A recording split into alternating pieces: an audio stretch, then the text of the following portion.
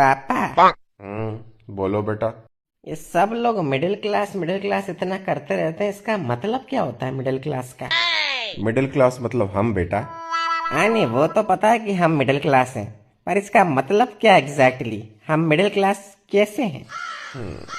विस्तार में बताता हूँ चलो तुमको। देखो बेटा, एक बार एक गांव होता है जिस गांव में 3 लोग रहते हैं। एक का नाम होता है गरीब, एक का नाम होता है मिडिल क्लास, एक का नाम होता है अमीर।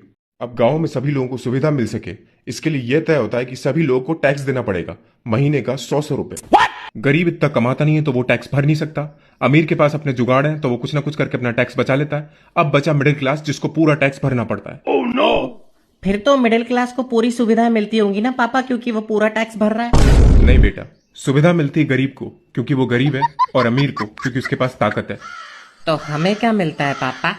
बेटा, हमें मिलता है एक सर्टिफिकेट कि हम गरीब और अमीर दोनों के अन्नदाता हैं।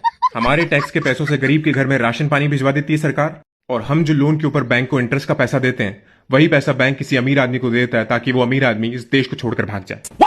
तो इन शॉर्ट बेटा, हम इस देश के सुपर हीरो हैं। अन्नदाता हैं हम गरीबों और अमीरों के। मिडिल क्लास बहुत बड़ा सुपर हीरो। समझ गया पापा।